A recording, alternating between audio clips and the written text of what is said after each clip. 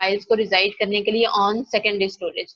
अब उसमें होता है क्या है, आपकी जो फाइल्स हैं उन्हें ब्रेक कर दिया जाता है इनटू डिफरेंट पार्ट्स या चंक्स या पीसेस। किसकी बेसिस पे? उन्हीं एल्गोरिदम्स की बेसिस पे। उन्हीं एल्गोरिदम्स की बेसिस पे बताया जाता है कि एक प्रोसेस, पर्टिकुलर प्रोसेस को कितने ब्लॉक्स में या कितने पार्ट्स में डिवाइड किया जाएगा। अब आपके पास फाइल सिस्टम जो है वो ऑर्गेनाइज किया जाता है लेयर्स के अंदर। नेक्स्ट जो स्लाइड है उसमें हम देख लेते हैं कि लेयर वाइज जो लेयर्ड फाइल सिस्टम है वो किस तरीके का होता है। अब इसमें आपके पास एक चीज होती है फाइल कंट्रोल ब्लॉक।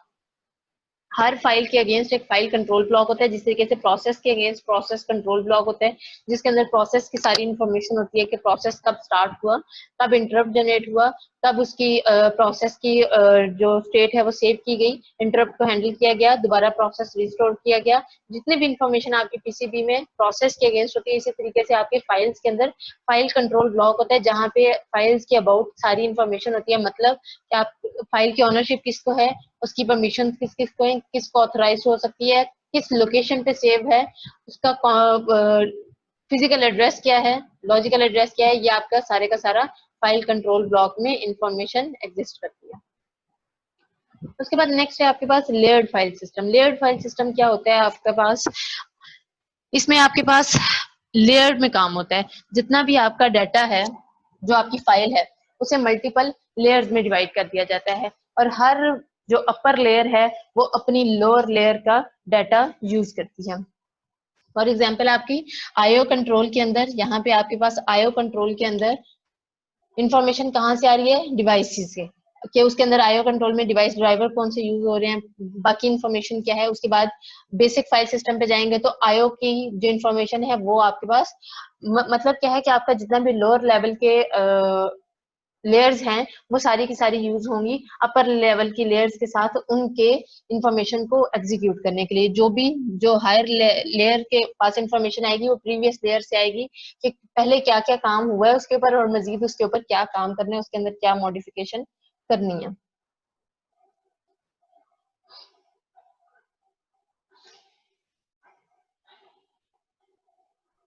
अब यहाँ पे आपका एक चीज मैं आपको बता दूं,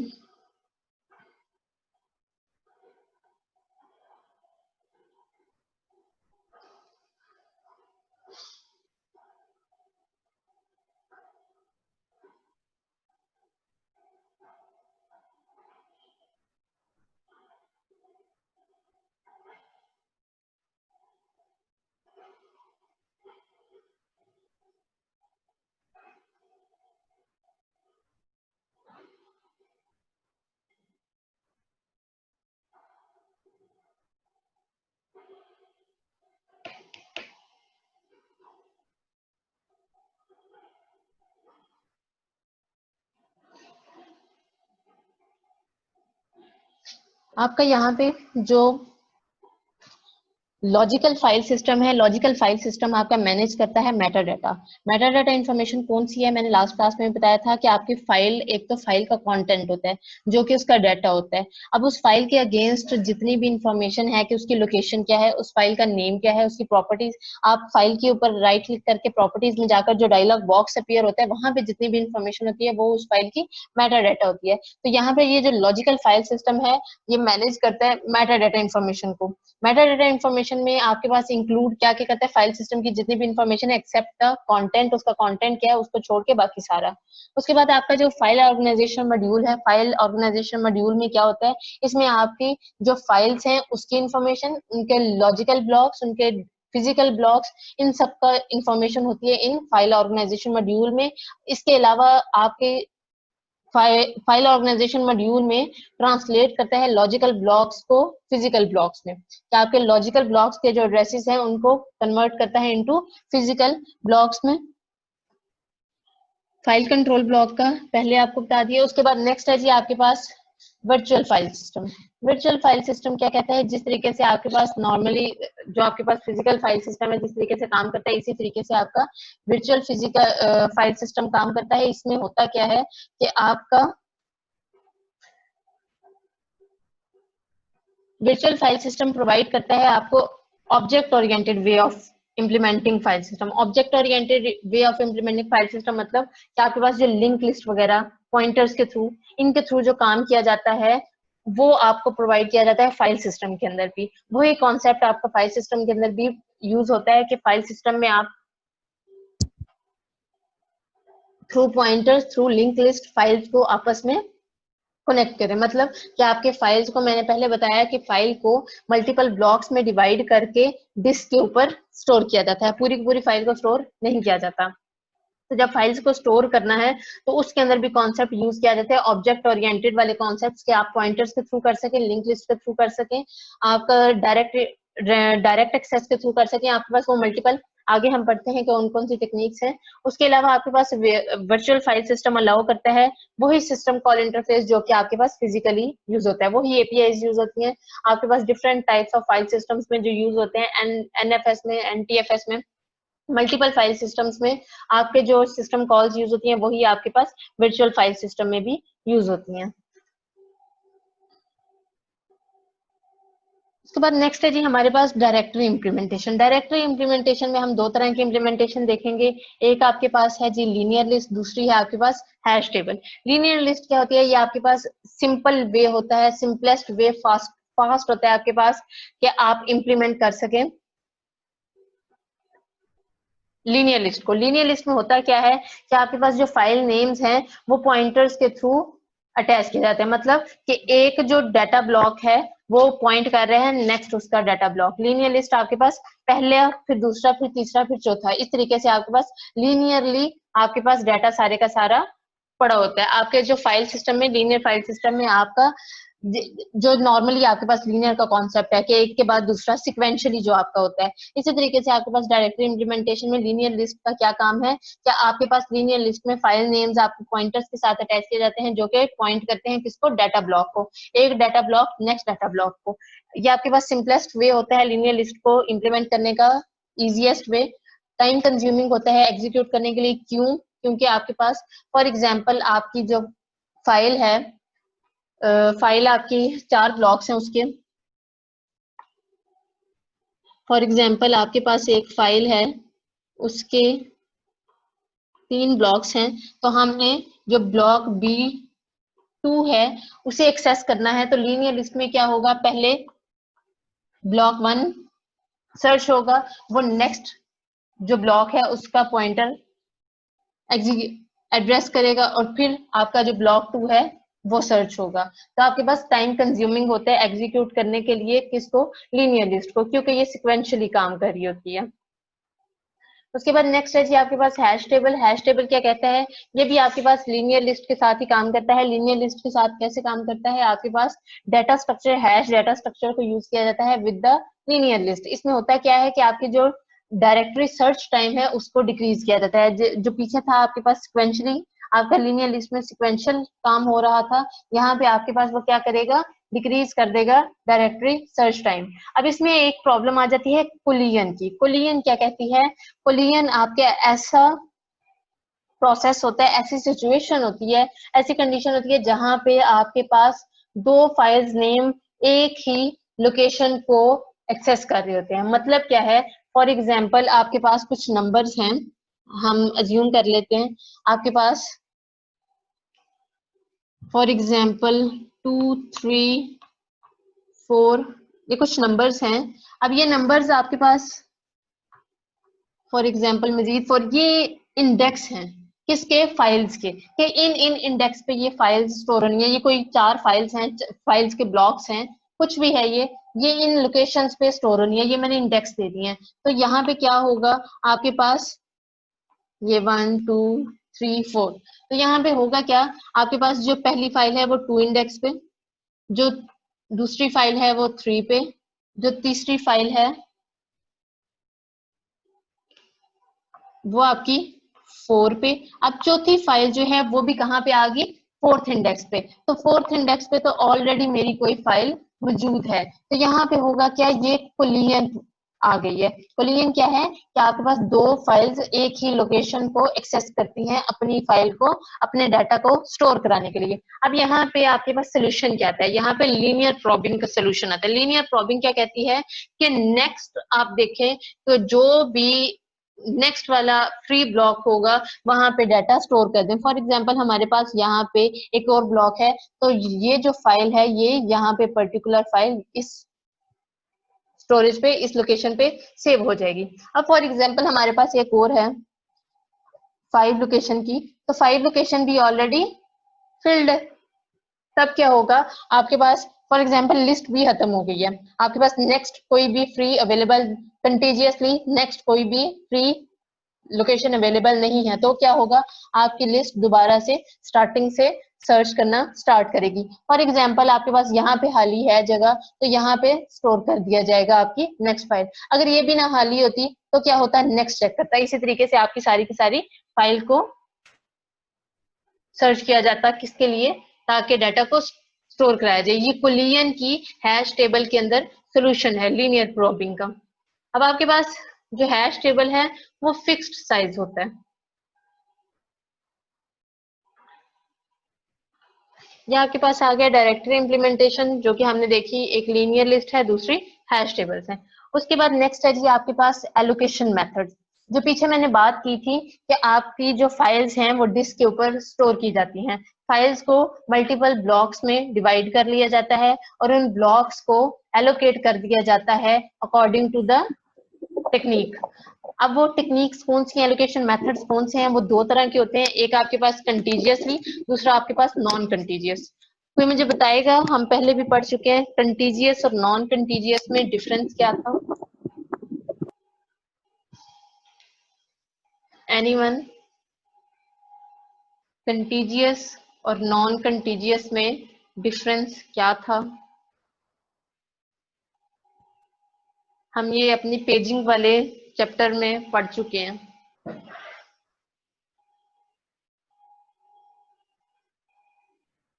no one?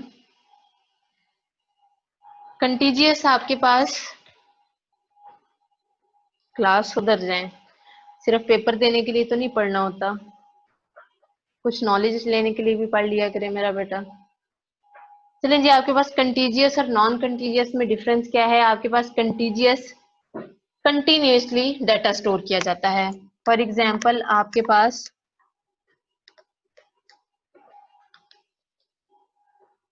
Pass for example disc है, ये डिस्क है, इसके ऊपर आपके पास ये लोकेशंस हैं जहां पे डाटा स्टोर किया जा सकता है। तो कंटीजियस एलोकेशन क्या होती है, पहला डाटा आपका यहाँ पे स्टोर होगा, उसके बाद यहाँ पे, उसके बाद यहाँ पे, आपके पास कंटिन्यूसली डाटा स्टोर किया जाता है, कोई भी ब्लॉक खाली नहीं छोड़ा जाता।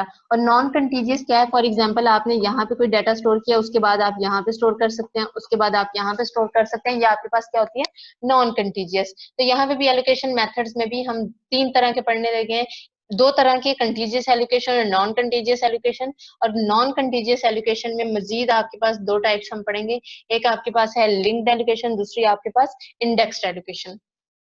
पहले देख लेते हैं कि आपकी कंटीजियस एलोकेशन क्या कहती है। कंटीजियस एलोकेशन का वही कॉन्सेप्ट है कि एक ब्लॉक के बाद नेक्स्ट ब्लॉक पे डाटा स्टोर किया जाएगा। आपके पास इसमें पढ़ लेते हैं थ्योरेटिकली कि हर फाइल ऑक्यूपाई करती है सेट ऑफ कंटीजियस ब्लॉक्स को ऑन द डिस्क। मतलब कि आपके पास फॉर एग्जांपल हमने 2 फाइल्स ले ली हैं, फॉर एग्जाम्पल हमारे पास एक फाइल ए है, दूसरी फाइल बी है। इस फाइल के हमारे पास 3 ब्लॉक्स हैं, इस फाइल के हमारे पास 4 ब्लॉक्स हैं। तो आपके पास डिस्क के ऊपर डाटा कहाँ स्टोर होगा?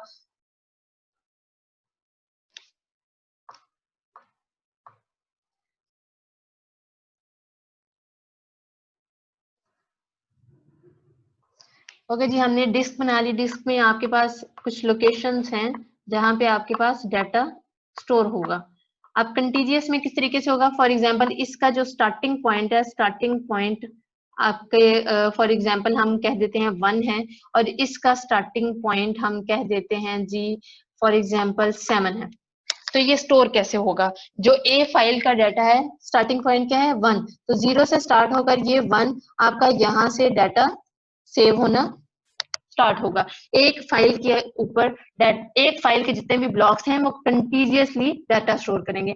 उसका साइज क्या है, लेंथ क्या है, आपके पास लेंथ क्या है जी 3, तो 3 कैसे स्टोर होगी, 1 2 3, ये आपके पास कंटीजियसली फाइल ए स्टोर हो जाएगी। नेक्स्ट जो फाइल है उसका स्टार्टिंग पॉइंट क्या है 7, आपके पास यहाँ तक 3 4 5 6 7, आपके पास 7 यहाँ से स्टार्ट होगा, तो आपका उसके ब्लॉक्स कितने हैं 4 1 2 3 4, ये 4 ब्लॉक्स आपके किसके स्टोर हो जाएंगे बी फाइल के। इस तरीके से आपके पास कंटीजियस में काम करता है। अब इसमें आपके पास डिसएडवांटेज क्या है कंटीजियस का कि फाइल ग्रो नहीं करती। कैसे ग्रो नहीं करती, हम मान लेते हैं कि आपकी ये जो लोकेशन है ये फ्री नहीं है, ये फिल्ड है, ये ऑक्यूपाई की हुई है किसी और फाइल ने, कोई भी फाइल है उसने ये ऑक्यूपाई की हुई है। तो जो फाइल ए है उसका एक मजीद ब्लॉक आ जाता है, यहाँ पे उसके 4 ब्लॉक हो जाते हैं एट रन टाइम, फाइल का साइज इंक्रीज हो जाता है या किसी भी वजह से कंटेंट ऐड करना पड़ जाता है, तो आपकी फाइल इसमें ग्रो नहीं करती। क्यों? क्योंकि कंटीजियस में हमने क्या कहा था, एक ब्लॉक के बाद ही उसका नेक्स्ट ब्लॉक उसी के बाद स्टोर होगा, कहीं और पे जाके स्टोर नहीं हो सकता। तो इस 3 के बाद जो नेक्स्ट आपके पास ब्लॉक है वो फ्री नहीं है, इसलिए यहाँ पे कंटीजियस में फाइल्स ग्रो नहीं करती। ये इसका डिसएडवांटेज। जिस तरीके से यहाँ पे लिखा भी हुआ है आपके पास फाइल्स कैन नॉट ग्रो, आपके पास डिसएडवांटेज ये आपके पास सिंपल होती है क्योंकि इसमें आपके पास सिर्फ और सिर्फ स्टार्टिंग लोकेशन पता होनी चाहिए, ब्लॉक नंबर क्या है और लेंथ नंबर रिक्वायर्ड होती है। ब्लॉक स्टार्टिंग पॉइंट लोकेशन हमने जो पीछे दी है कि आपके पास फॉर एग्जांपल ए की लोकेशन क्या थी स्टार्टिंग 1 और बी की क्या थी 7, तो आपके पास सिर्फ और सिर्फ क्या चाहिए होती है स्टार्टिंग लोकेशन मतलब ब्लॉक नंबर उसका, और लेंथ क्या है नंबर ऑफ ब्लॉक्स कितने हैं। जिस तरह हमारे पास फाइल ए के नंबर ऑफ ब्लॉक्स 3 थे और फाइल बी के नंबर ऑफ ब्लॉक्स कितने थे 4, तो वो सिर्फ और सिर्फ रिक्वायर्ड होते हैं। इसमें आपके पास रैंडम एक्सेस हो सकती है, आपके पास वेस्टफुल ऑफ स्पेस आती है, मतलब इंटरनल फ्रेगमेंटेशन आपकी होती है आपकी कंटीजियस एलोकेशन में। दूसरी बात इसमें आपके पास कंटीजियस में एक्सटर्नल फ्रेगमेंटेशन भी होती है। इंटरनल फ्रेगमेंटेशन तो चले किसी हद तक सब में होती है, लेकिन इसमें एक्सटर्नल फ्रेगमेंटेशन भी होती है। एक्सटर्नल फ्रेगमेंटेशन किस तरीके से आपके पास हो सकता है कि आपके पास ये डिस्क है, लोकेशन है इसके ऊपर कुछ, ये फॉर एग्जांपल ये ऑक्युपाइड है, ये ऑक्युपाइड है, अब एक और न्यू फाइल आई है, उस फाइल के 2 ब्लॉक्स हैं, तो 2 ब्लॉक से एक ब्लॉक ये खाली है और एक ब्लॉक ये खाली है, लेकिन क्या ये कंटीजियसली पड़े हुए हैं एक दूसरे के आगे, कंटिन्यूसली पड़े हुए नहीं पड़े हुए, ये स्पेस के साथ हैं। तो जगह भी है, हम डाटा स्टोर भी कर सकते हैं, लेकिन हम स्टोर करना चाह रहे हैं लेकिन डाटा स्टोर नहीं हो सकता क्योंकि कंटीजियस में आपके जो ब्लॉक्स हैं वो कंटिन्यूसली पड़े होने चाहिए जहां पे आपने डाटा स्टोर करना है, इसलिए आपके पास वेस्टफुल ऑफ स्पेस आती है, आपकी एक्सटर्नल फ्रेगमेंटेशन इंक्रीज करती है कंटीजियस एलोकेशन में और फाइल्स ग्रो नहीं करती।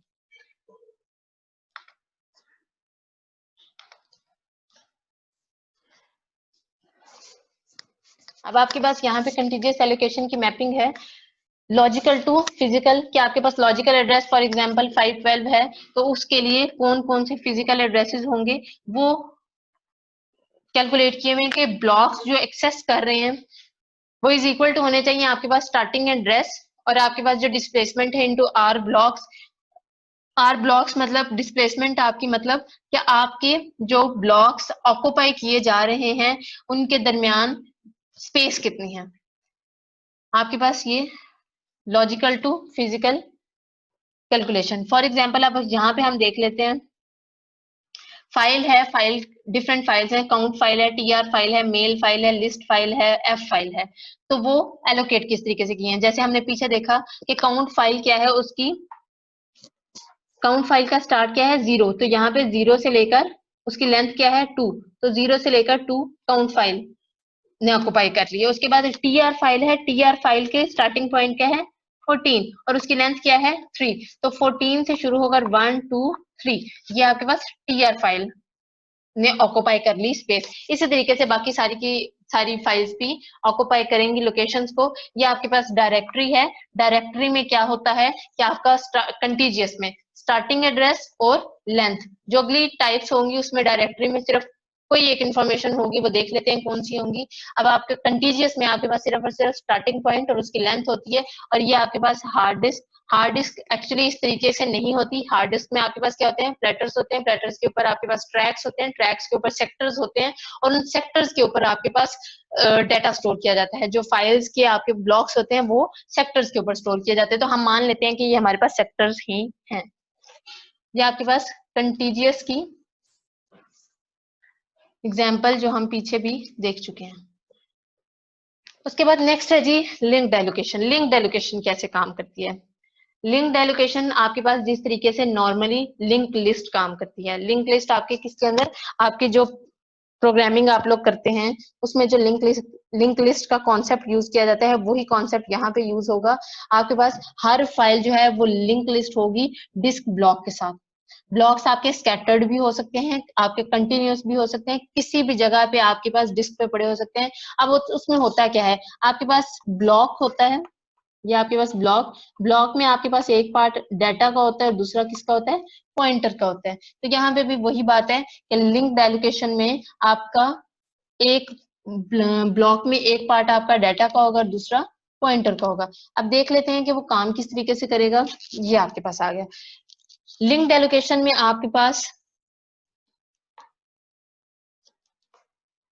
ये डायरेक्टरी होती है। फॉर एग्जाम्पल एक फाइल है हमारे पास जीप के नाम से, तो इसमें आपका हो गया क्या, एक स्टार्टिंग पॉइंट दिया होगा, स्टार्टिंग पॉइंट से होगा क्या, 9 स्टार्टिंग पॉइंट आपका, ये 9 स्टार्टिंग पॉइंट। तो 9 पे आपका क्या स्टोर होगा, जो उसका फर्स्ट ब्लॉक है, उसका फर्स्ट ब्लॉक। अब इसी के अंदर पॉइंटर होगा जो कि नेक्स्ट पॉइंट करेगा किसको, कि नेक्स्ट ब्लॉक कहाँ पे होना है। आपके पास 9 के बाद कहाँ पे नेक्स्ट ब्लॉक है, 16 के अंदर। अब 16 के अंदर इंफॉर्मेशन होगी कि नेक्स्ट ब्लॉक कहाँ पे स्टोर होना है, वो कहाँ पे है, 1 के अंदर। इसी तरीके से आपके पास लिंक लिस्ट में, लिंक्ड एलोकेशन में काम होता है कि हर ब्लॉक के पास नेक्स्ट जो डाटा है, जो नेक्स्ट ब्लॉक है, उसकी इंफॉर्मेशन होगी in the form of pointer. Pointers के अंदर उसकी इंफॉर्मेशन एग्जिस्ट करेगी। वो कैसे करेगी, और इसमें एक और बात, आपके पास जो स्टार्टिंग, जो दरमियान वाले आपके पास जो ब्लॉक्स हैं, उसमें तो हमने कह दिया कि जो आपका नेक्स्ट ब्लॉक है उसका पॉइंटर होगा, उसका एड्रेस होगा। पॉइंटर में बेसिकली होता है क्या है कि एड्रेस, कि नेक्स्ट ब्लॉक कहाँ पे पड़ा हुआ है। अब जो आपके पास लास्ट ब्लॉक होगा, लास्ट ब्लॉक के पॉइंटर के अंदर क्या इंफॉर्मेशन होगी, उसके अंदर इंफॉर्मेशन होगी -1। -1 मतलब के एंड ऑफ लिस्ट, क्या आपके पास लिंक लिस्ट यहाँ पे खत्म होगी। अगर फॉर एग्जांपल हमने, हमारा एक ब्लॉक मजीद आ गए, अब यहाँ पे कंटीजियस एलोकेशन में जो एक डिसएडवांटेज था कि फाइल्स ग्रो नहीं करती, यहाँ पे उस एडवांटेज डिसएडवांटेज को इंप्रूव किया गया है। किस तरीके से कि आपकी फाइल्स ग्रो कर सकते हैं, क्यों, क्योंकि कंटीजियसली डाटा नहीं पड़ा हुआ, आप कहीं पे भी डाटा स्टोर कर सकते हैं। कैसे करेंगे, आपके पास फॉर एग्जांपल एक ब्लॉक एक्स्ट्रा ऐड हो गया है, तो वो क्या होगा, उसकी इंफॉर्मेशन जहां पे आ जाएगी, जो लास्ट वाला इसका ब्लॉक होगा, और जो नेक्स्ट ब्लॉक है फॉर एग्जांपल हमने स्टोर करा दिया उसे 23 पे, तो 23 क्या बन जाएगा, -1 मतलब एंड ऑफ द लिस्ट। आपके पास जो नेक्स्ट ब्लॉक होगा वो आ जाएगा, और इसमें आपकी एक्सटर्नल फ्रेगमेंटेशन भी नहीं होती। ये इसका एडवांटेज है। प्लस इसमें आपके पास सिक्वेंशली ही डाटा को एक्सेस कर सकते हैं, आप जंप करके किसी भी डाटा, किसी ब्लॉक।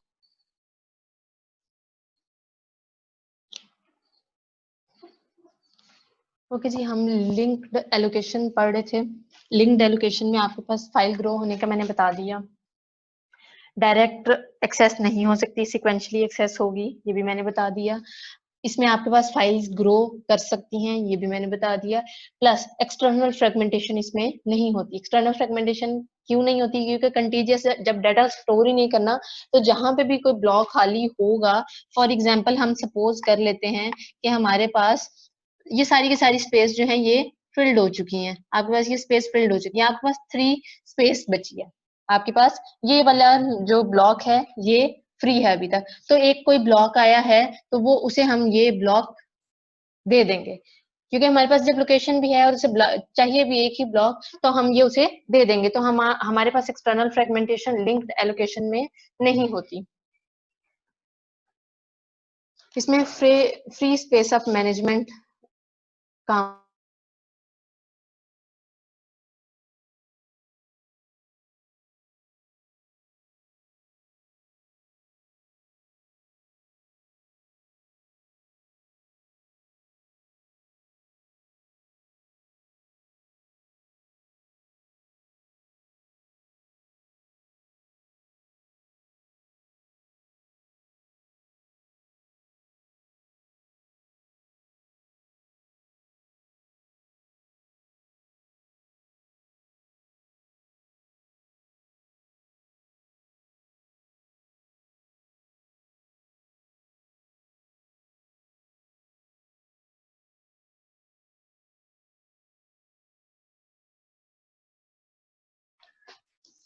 ओके जी, ये हमने देख ली लिंक्ड एलोकेशन का काम।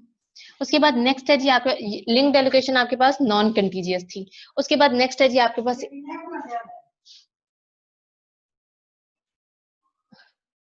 पता नहीं हमें, पता नहीं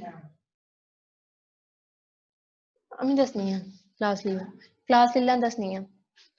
ओके जी, नेक्स्ट है आपके पास इंडेक्स्ड एलोकेशन। इंडेक्स्ड एलोकेशन में क्या होता है, आपके पास यहाँ पे जरूरत होती है इंडेक्स टेबल की, जिस तरीके से पेज टेबल की पेजिंग में जरूरत होती है कि आपकी पेजिंग एक पर्टिकुलर जो फाइल है उसे कितने पेजेस में डिवाइड किया, नेक्स्ट वो पेजेस किन किन फ्रेम्स पे हैं, वो आपका कहाँ पे होता था, पेज टेबल में। इसी तरह इंडेक्स्ड एलोकेशन में आपके पास एक पर्टिकुलर फाइल के जो मल्टीपल ब्लॉक्स हैं वो कहाँ कहाँ पे स्टोर होंगे, किन किन इंडेक्स पे होंगे, वो कहाँ पे होगा, इंडेक्स टेबल के अंदर स्टोर होगा। अब इंडेक्स्ड एलोकेशन में आपके पास ब्रिंग, इसमें होता क्या है, आपके पास जो लिंक्ड एलोकेशन थी उसमें भी ओवरहेड होता है पॉइंटर्स का, एक डिसएडवांटेज था कि पॉइंटर्स ओवरहेड करते हैं, बहुत ज्यादा पॉइंटर्स होते हैं और उन पॉइंटर्स को भी स्टोर करने के लिए कोई ना कोई लोकेशन चाहिए होती है, कोई ना कोई स्पेस चाहिए होती है, तो वो बहुत ज्यादा ओवरहेड हो जाता है। इंडेक्स्ड एलोकेशन में भी आपके पास पॉइंटर्स ओवरहेड का कॉन्सेप्ट होता है कि आपके पास इसमें जितने भी पॉइंटर्स हैं उन्हें इकट्ठा करके इंडेक्स ब्लॉक के अंदर स्टोर कर दिया जाता है। होते इसमें भी पॉइंटर्स यूज होते हैं, लेकिन वहां पे क्या था, लिंक लिस्ट में क्या होता है कि एक पॉइंटर एक ब्लॉक का पॉइंटर नेक्स्ट ब्लॉक को अपॉइंट करता है, सिक्वेंशियली काम करता है। इंडेक्स्ड एलोकेशन में हर लोकेशन का अपना एक अलग से पॉइंटर होगा जो कि बताएगा कि कौन सा टेबल, कौन सा आपका जो ब्लॉक है वो कहाँ पे एग्जिस्ट करता है। फॉर एग्जांपल आपके पास, हमारे पास ये जो डायग्राम है हम इसी को देख लेते हैं, इसका मतलब क्या है। फॉर एग्जाम्पल आपके पास ए फाइल है और इसके कोई ना कोई ब्लॉक्स हैं। फॉर एग्जाम्पल ये 1 2 3 4 5 ये इसके ब्लॉक्स हैं। अब ये ब्लॉक्स फर्दर किसी ना किसी इंडेक्स पे स्टोर हैं। फॉर एग्जाम्पल ये 3 पे, 4 पे, 7 पे, 9 पे, 10 पे। तो इनके अंदर ये इंडेक्स इंफॉर्मेशन होगी किसके अगेंस्ट, इन ब्लॉक्स के अगेंस्ट। ये इंडेक्स टेबल में होता है। अब ये काम कैसे करता है वो भी देख लेते हैं। ये इसका लॉजिकल व्यू है। ये अब काम हो रहा है, ये किस तरीके से काम हो रहा है आपके पास एग्जाम्पल हम देख लेते हैं। आपके पास फॉर एग्जाम्पल डायरेक्टरी में फाइल का नेम है जी जीप।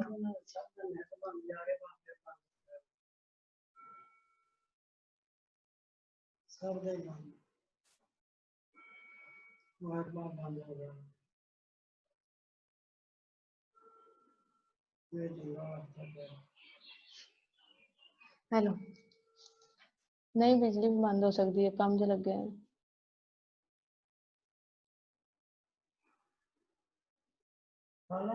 हाँ जी, छेती में कहा ना। ओके जी, यहाँ पे हम देख लेते हैं डायरेक्टरी में हमें फाइल दी हुई है, फाइल का नेम है कोई जी और उसका इंडेक्स ब्लॉक है जी 19। अभी इस इंडेक्स ब्लॉक का मतलब क्या है, ये इंडेक्स ब्लॉक स्टार्टिंग पॉइंट नहीं है, ये इंडेक्स ब्लॉक लेंथ नहीं है, ये इंडेक्स ब्लॉक है। इंडेक्स ब्लॉक का क्या मतलब है, इस ब्लॉक के अंदर जो बाकी इंडेक्सेस हैं उनकी इंफॉर्मेशन होगी। कंटीजियस में क्या था, स्टार्टिंग का पता होता था, लेंथ पता होती थी, तो उससे नेक्स्ट जितने भी ब्लॉक्स थे अकॉर्डिंग टू लेंथ वो उस फाइल के पर्टिकुलर फाइल के ब्लॉक्स होते थे। जो लिंक्ड एलोकेशन थी उसमें क्या था, आपका स्टार्टिंग पता होता था और स्टार्टिंग जो है वो आगे one by one block next block को अपॉइंट करता रहता था लिंक्ड एलोकेशन में। इंडेक्स्ड एलोकेशन में क्या कहते हैं, एक इंडेक्स ब्लॉक होगा, इंडेक्स ब्लॉक में डाटा नहीं होगा बल्कि उस पर्टिकुलर फाइल के जितने भी ब्लॉक्स यूज होने हैं उन ब्लॉक्स का इंडेक्स मौजूद होगा इंडेक्स्ड ब्लॉक में। यहाँ पे आपके पास 19 इंडेक्स ब्लॉक है और उस 19 इंडेक्स ब्लॉक में फॉर एग्जांपल आपके पास एक फाइल है, उस फाइल के ये पर्टिकुलर 5 ब्लॉक्स हैं, उन 5 ब्लॉक्स के इंडेक्स दिए गए हैं। सबसे पहले 9, ये आपके पास 9 जो कि पॉइंट कहाँ से कर रहे हैं, इंडेक्स ब्लॉक से। उसके बाद 16, ये आपके पास 16। उसके बाद 1 आपके पास यहाँ से ये 1 को एलोकेट पॉइंट कर रहे हैं। इसी तरह 10 और 25 ये आपके पास इंडेक्स्ड एलोकेशन में काम होता है। यहाँ पे भी आपके पास ओवरहेड आ जाता है। ओवरहेड किस तरीके से कि आपके पास एक सारे के सारे जो आपके पास ब्लॉक्स हैं हार्ड डिस्क के ऊपर वो डाटा के लिए यूज नहीं हो सकते, बल्कि कुछ जो है आपका इंफॉर्मेशन को भी स्टोर करने के लिए यूज होते हैं, जो कि आपके पास ओवरहेड आ जाता है इंफॉर्मेशन को। किस इंफॉर्मेशन को? आपके पास इंडेक्स इंफॉर्मेशन को। अब यहाँ पे आपके पास एक डिसएडवांटेज मजीद आ जाता है, एक्सटर्नल फ्रेगमेंटेशन यहाँ पे भी नहीं होती, क्योंकि यहाँ पे भी आपके पास कोई भी ब्लॉक है किसी जगह पे भी है वो आप एलोकेट कर सकते हैं, जो न्यू आपकी फाइल या कोई ब्लॉक आएगा उसको। एक डिसएडवांटेज यहाँ पे है मल्टी लेवल इंडेक्सिंग का। मल्टी लेवल इंडेक्सिंग का मतलब क्या है? फॉर एग्जाम्पल आपकी फाइल है जी, उसके ब्लॉक्स हैं, आपकी एक फाइल है पर्टिकुलर फाइल ए और उसके ब्लॉक्स हैं 8। तो 8 जो ब्लॉक्स हैं आपके इस एक इंडेक्स के अंदर नहीं आ सकते, उसकी जो स्पेस है वो सिर्फ और सिर्फ कितनी है? 5।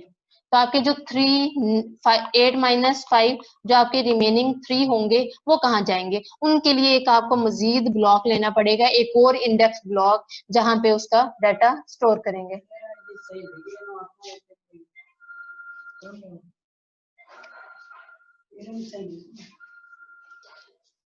तो ये आपके पास आ गया है जी मल्टी लेवल इंडेक्सिंग का कॉन्सेप्ट। क्या आपके पास एक ब्लॉक के अंदर सारे के सारा जो इंडेक्सेस हैं वो नहीं आते, आपको मजीद कोई ब्लॉक्स की जरूरत पड़ती है उन इंडेक्स को स्टोर करने के लिए। ये भी एक डिसएडवांटेज है इंडेक्स्ड एलोकेशन में।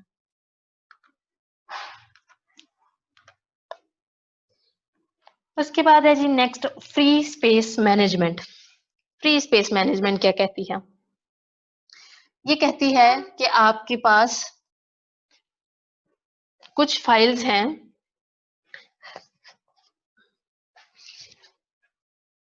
फ्री स्पेस मैनेजमेंट में आपके पास फ्री स्पेस लिस्ट जनरेट कर दी जाती है। फ्री स्पेस लिस्ट में होता क्या है? सिस्टम मेंटेन करती है। उसमें होता क्या है? उसमें आपके पास ट्रैक रखा जाता है किसका?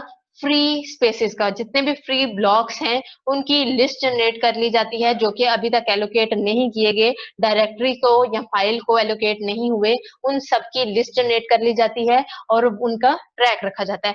अब उनमें से कोई स्पेस अगर एलोकेट कर दी जाए किसी ब्लॉक को, तो वो वहां से फ्री स्पेस लिस्ट से रिमूव कर दी जाती है। अब ये इंप्लीमेंट कैसे होती है? इसमें आपके पास कॉन्सेप्ट आ जाता है बिट वेक्टर का।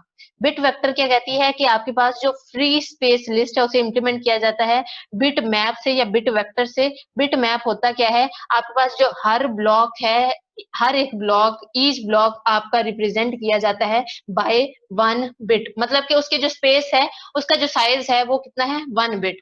तो अगर ब्लॉक फ्री है, जो ऑन ऑफ का कॉन्सेप्ट है, अगर ब्लॉक फ्री है तो उसे हम कह देते, उसे रिप्रेजेंट कर देते हैं 0 से। और अगर आपके पास ब्लॉक एलोकेटेड है तो उसे, ऑक्युपाइड है तो उसे हम रिप्रेजेंट कर देंगे 1 से।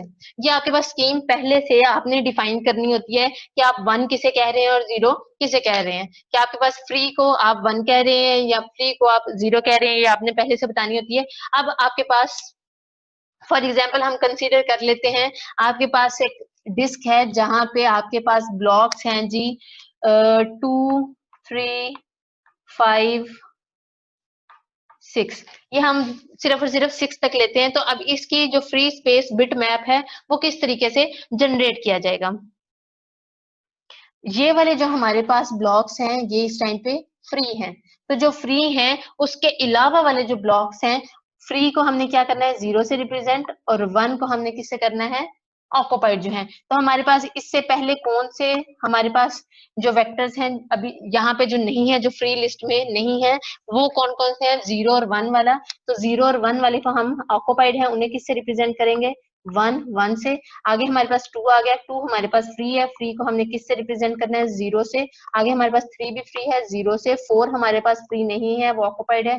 5 भी फ्री है, 6 भी फ्री है। ये आपके पास बिट मैप आप क्रिएट कर लेते हैं फ्री स्पेस लिस्ट के लिए। इस तरीके से आपके पास कैलकुलेशन होती है। उसके बाद आपके पास है जी ब्लॉक नंबर कैलकुलेशन। इसका आपके पास एडवांटेज क्या है इस अप्रोच का? कि ये आपके पास रिलेटिवली सिंपल होती है। आपके पास जितनी भी फ्री स्पेसेस हैं या ऑक्युपाइड स्पेसेस हैं, आप उन्हें सेपरेट कर सकते हो, उनको ट्रैक्स मेंटेन कर सकते हो, उनको मेंटेन किया जा सकता है। किस तरीके से? आप फ्री स्पेस लिस्ट बना के, फ्री स्पेस लिस्ट क्रिएट करके। अब यहाँ पे आपके पास हमने कैलकुलेशन करनी है ब्लॉक नंबर की, कि आपके पास ब्लॉक नंबर कैलकुलेशन किस तरीके से होगी, किस ब्लॉक का कौन सा पर्टिकुलर जो ब्लॉक है वो फ्री है या फिर ऑक्युपाइड है। उसके लिए आपके पास फॉर्मूला है नंबर ऑफ बिट्स पर वर्ड। आपके पास एक वर्ड के अंदर कितने बिट्स हैं वो, उन्हें मल्टीप्लाई कर दें number of zero value words को। जीरो वैल्यू वर्ड्स मतलब आपके पास जीरो वैल्यूड वर्ड्स मतलब आपके पास जो फ्री स्पेसेस हैं उनके साथ मल्टीप्लाई कर दें, plus offset of first one bit. आपके पास जो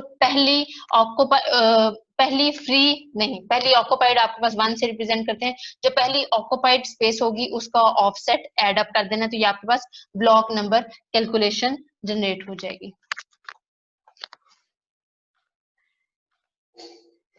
उसके बाद नेक्स्ट है जी आपके पास बिट मैप को जब आप इम्प्लीमेंट करेंगे तो उसके लिए एक्स्ट्रा स्पेस रिक्वायर्ड होती है। एक्स्ट्रा स्पेस रिक्वायर्ड होने का मतलब क्या है, ये हार्डवेयर अप्रोच, कि हार्डवेयर अप्रोच पे किस तरीके से स्पेस उसे रिक्वायर्ड होती है। फॉर एग्जांपल हमारे पास ये ब्लॉक साइज है, आपके पास ब्लॉक साइज है 512 बिट्स का। 512 बिट्स को आप किस तरीके से भी रिप्रेजेंट कर सकते हैं, 2 की पावर 12 बाइट्स।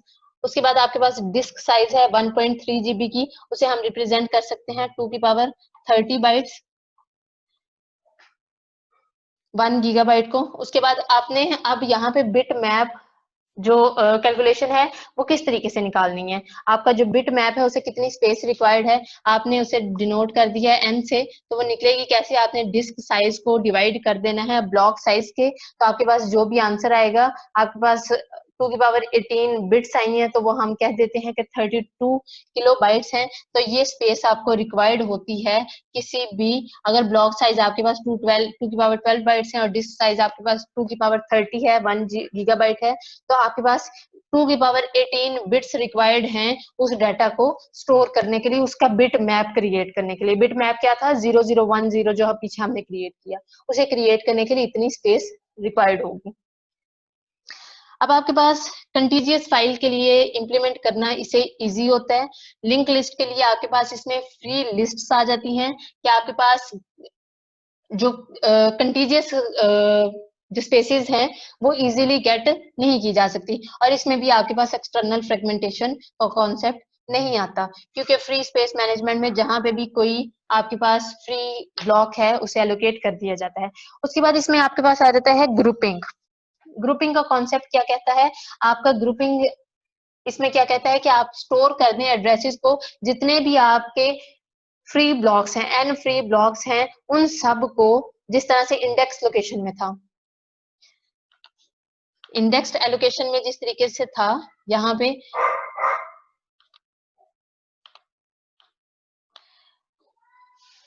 ओके जी, इंडेक्स्ड एलोकेशन में क्या था कि आपके पास जो फर्स्ट इंडेक्स ब्लॉक था उसके अंदर बाकी जितने भी इंडेक्स थे उनकी इंफॉर्मेशन थी, ऐसा ही था। अब यहाँ पे भी आपके पास फ्री स्पेस मैनेजमेंट की ग्रुपिंग में कहते हैं कि आपके पास जी यहाँ पे ग्रुपिंग में क्या कहते हैं, जो आपका फर्स्ट वाला फर्स्ट फ्री स्पेस होगी, जो फर्स्ट आपकी फ्री स्पेस होगी किसके अंदर, फ्री स्पेस मैनेजमेंट में, उसके अंदर बाकी जितने भी फ्री ब्लॉक्स हैं उनकी इंफॉर्मेशन को स्टोर कर दिया जाए। जो आपका पहला वाला फ्री ब्लॉक है उसके अंदर बाकी जितने फ्री ब्लॉक्स हैं उन सब की इंफॉर्मेशन को मेंटेन कर लिया जाए। उसके बाद है जी आपके पास ग्रुपिंग, सॉरी काउंटिंग। काउंटिंग क्या कहता है, काउंटिंग कहता है कि आप काउंट लगा दें कि आपके कितने फ्री स्पेस हैं, मतलब कि आपके पास कितनी जो है वो 0 रिप्रेजेंट कर रही हैं बिट्स, और कितनी जो है वो 1 रिप्रेजेंट कर रही हैं। तो आपके पास जो फ्री स्पेस होंगी वो आपके पास कितनी एलोकेटेड है या कितनी फ्री है, वो आपको साइमल्टेनियसली काउंट मिल जाएगा कि इतने ब्लॉक्स आपके फ्री हैं और इतने ब्लॉक्स आपके एलोकेटेड है। जिस तरीके से आप फॉर एग्जांपल एक्सेल के अंदर आप काउंट का लगा देते हैं कि count a where name is equal to 5 digit words, तो आपके पास काउंट लग जाता है कि इतने बच्चे हैं जिनके जो नेम्स हैं उनमें 5 लेटर्स आते हैं। तो इसी तरीके से आपके पास फ्री स्पेस मैनेजमेंट में आता है कि आप लोग लिस्ट जनरेट कर लेते हैं कि कितनी स्पेसेस आपके पास फ्री हैं और कितनी एलोकेटेड हैं बाय यूजिंग द काउंटिंग। ये मल्टीपल इसके मेथड्स हैं फ्री स्पेस मैनेजमेंट को इंप्लीमेंट करने के। उसके बाद इसमें आपके पास फ्री स्पेस मैनेजमेंट में प्रोटेक्ट करने की जरूरत होती है इसे ऑथराइज्ड पर्संस के लिए। उसके बाद आपके पास पॉइंटर्स होते हैं जो कि फ्री लिस्ट को मेंटेन कर रहे होते हैं। बिट मैप में क्या होता है कि आपके पास बिट मैप आपका डिस्क के ऊपर स्टोर होना चाहिए, उसकी जितनी भी इंफॉर्मेशन है वो डिस्क के ऊपर, और उसकी जो कॉपी है वो मेमोरी के अंदर भी और डिस्क के अंदर भी होनी चाहिए, और वो डिफरेंट भी हो सकती है। कैसे कि आपके पास मेमोरी के अंदर अभी अपडेट नहीं हुई और डिस्क के अंदर अपडेट हो गई है। अब इसमें आपके पास अलाउ नहीं करते कोई भी ब्लॉक है, ऐसी सिचुएशन जहां पे आपके पास मेमोरी में उसकी 1 हो, मतलब कि अपडेट ना हुआ, जो डिफर कर रही हो, वहां पे आपकी एलोकेशन अलाउ नहीं होती। वो फ्री है या एलोकेटेड है, अगर एक जगह पे वो फ्री है डिस्क के ऊपर और मेमोरी के ऊपर वो एलोकेटेड आ रही है, तो वो अलाउ नहीं करेंगे कि उस ब्लॉक के ऊपर मॉडिफिकेशन की जा सके। अब उसके लिए सोल्यूशन क्या है, जो स्वैपिंग का सोल्यूशन आता था कि आपके पास वेरिएबल को यूज करके, टेम्पररी वेरिएबल्स को यूज करके स्वैप कर दें। अब यहाँ पे क्या है, सेट कर दें बिट आई को आपके पास 1 से और एलोकेट कर दें ब्लॉक को वो वैल्यू, और फिर जो मेमोरी के अंदर 1 है वो जो बिट आई है, जो पर्टिकुलर बिट है उसको भी 1 सेट कर दिया जाए। आपके पास जिस तरीके से नॉर्मली आप टेम्पररी वेरिएबल लेकर स्वैपिंग करते हैं, उसी तरीके से यहाँ पे भी स्वैपिंग हो जाएगी फ्री स्पेस मैनेजमेंट में डिस्क और मेमोरी के दरमियान। अरे वो ही है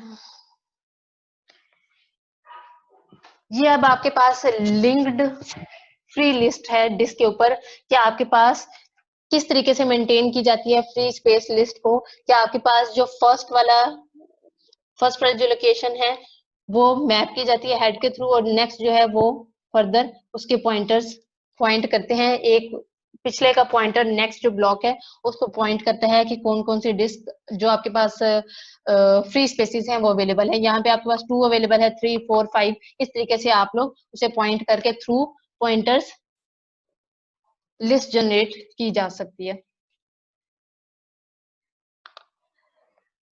उसके बाद है जी आपके पास एफिशिएंसी और परफॉर्मेंस। एफिशिएंसी आपके पास टोटली डिपेंड करती है कि डिस्क एलोकेशन या एल्गोरिदम कौन सा लगाया है। अगर आपने कंटीजियस लगाया है तो आपकी एफिशिएंसी डिक्रीज करेगी, लेकिन अगर आपने इंडेक्स लगाया है तो आपकी जो एफिशिएंसी है वो इंक्रीज करेगी। क्यों? क्योंकि आपकी जो इंडेक्स एलोकेशन है उसमें रैंडम एक्सेस सर्चिंग थी कि आपने सर्च करना है, आपने ब्लॉक 3 पे जाना है तो आप डायरेक्टली ब्लॉक 3 पे चले जाएंगे, आपको ब्लॉक 1 और 2 के ऊपर से गुजर के नहीं जाना पड़ेगा। उसके बाद आपके पास टाइप्स ऑफ डाटा जो कि कैप्ट किया जाता है आपके पास डायरेक्टरी एंट्री के अंदर, कि आपके पास डाटा किस तरीके का डाटा डायरेक्टरी के अंदर एग्जिस्ट कर रहा है। क्या आपके पास स्टार्टिंग पॉइंट है, आपके पास सारे के सारे पॉइंट्स हैं, क्या आपके पास डायरेक्टरी में कैसी इंफॉर्मेशन मौजूद है, एफिशिएंसी उसके ऊपर भी डिपेंड करती है। उसके बाद नेक्स्ट है जी आपके पास परफॉर्मेंस। परफॉर्मेंस क्या कहती है, इसमें आपके पास डिस्क कैशेस होते हैं। डिस्क कैशेस क्या कहते हैं कि आप सेक्शंस को सेपरेट रखें मेन मेमोरी से, किस लिए, यूज्ड ब्लॉक्स के लिए, कि आपने कौन कौन से ब्लॉक्स यूज कर लिए हैं और कौन से अभी यूज करने वाले हैं। और अगर आपके पास स्पेस अवेलेबल नहीं है तो आप पहले वालों को डिलीट करेंगे और नेक्स्ट जो पेज आपके पास ब्लॉक्स आएंगे उनको स्टोर करेंगे, स्वैपिंग करेंगे। आपके पास ये इन सब के ऊपर परफॉर्मेंस बेस्ड करती है। जिस तरीके से आपके पास पेजिंग में था, पेज फॉल्ट वगैरह आता था तो फिर उसके बाद पेज सर्विस टाइम लगता था, तो आपके पास टाइम कैलकुलेट किया जाता था जो कि उसकी परफॉर्मेंस निकलती थी, इफेक्टिवनेस टाइम निकलता था। इसी तरीके से आपके पास यहाँ पे है कि डिस्क कैशे के अंदर क्या आपके पास मेन मेमोरी के अंदर कितनी स्पेस बाकी है, अगर कोई स्पेस नहीं है तो कितना टाइम लगेगा, वो सारे फैक्टर्स आपकी परफॉर्मेंस में इंक्लूड होंगे। उसके बाद आपके पास रीड बिहाइंड और रीड अहेड होता है कि आपके पास ये टेक्निक्स हैं जो कि सिक्वेंशियल एक्सेस को ऑप्टिमाइज करती हैं। सिक्वेंशियल एक्सेस किसमें थी, आपके पास कंटीजियस वगैरह में, आपके पास जो लिंक लिस्ट वाला था इनमें आपके पास सिक्वेंशियल एक्सेस आती है। तो ये वो टेक्निक्स हैं जो कि सिक्वेंशियल एक्सेस को ऑप्टिमाइज करती हैं, और आपके जो पीसी परफॉर्मेंस है उन्हें इंप्रूव किया जाता है किस तरीके से, उनके सेक्शंस बना के मेमोरी को एज अ वर्चुअल डिस्क या फिर रैम डिस्क वगैरह बनाकर आपकी जो पीसी परफॉर्मेंस है वो इंप्रूव की जाती है। उसके बाद नेक्स्ट है जी आपके पास रिकवरी। रिकवरी क्या है, आपके पास कंसिस्टेंसी चेकिंग का कॉन्सेप्ट आता है। कंसिस्टेंसी चेकिंग क्या है, आपके पास कंपेयर करती है आपके डाटा को डायरेक्टरी स्ट्रक्चर्स के साथ, किस लिए, डाटा ब्लॉक्स के लिए। मतलब क्या है कि आपके पास जितनी भी इनकंसिस्टेंसीज आ रही होती हैं उनको कंपेयर किया, उनको रिमूव करने के लिए जो आपका डायरेक्टरी में डाटा है उसे कंपेयर किया जाता है आपके जो डिस्क के ऊपर डाटा पड़ा हुआ है। उनके साथ कंपेयर किया जाता है और जो भी इनकंसिस्टेंसीज होंगी उनको फिक्स किया जाता है। प्लस रिकवरी में आपके पास बैकअप डाटा आ जाता है, ये रिस्टोर डाटा आ जाता है। ये जो नॉर्मली आपका कॉन्सेप्ट यूज होता है बैकअप और रिस्टोरिंग का, वही यहाँ पे होगा कि आपके पास बैकअप में क्या है कि आप सिस्टम प्रोग्राम्स को यूज करते हैं बैकअप डाटा करने के लिए, कहाँ से, डिस्क से लेकर दूसरी स्टोरेज डिवाइसेस की तरफ। क्या आपके पास फ्लॉपी डिस्क में, मैग्नेटिक टेप में अदर, या फिर ऑप्टिकल डिस्क में आपके पास जो बैकअप आप डाटा मूव करते हैं अपने परमानेंट हार्ड डिस्क से अपनी जो आपके पास रिमूवेबल डिस्क होती हैं, रिमूवेबल डाटा स्टोरेज डिवाइसेस होती हैं, वहां पे आप बैकअप बना लेते हैं। उसके बाद आपके पास रिस्टोरिंग क्या है कि आप रिकवर कर लेते हैं अपनी लॉस्ट फाइल्स को, कहाँ से, अपने बैकअप डाटा से, जो आपने बैकअप क्रिएट किया होता है वहां से अपना डाटा रिस्टोर कर लेते हैं। ये आपके पास रिकवरी का कॉन्सेप्ट आ जाता है। इसी के साथ ही हमारा थ्योरी का अल्लाह अल्लाह करके खत्म हुआ।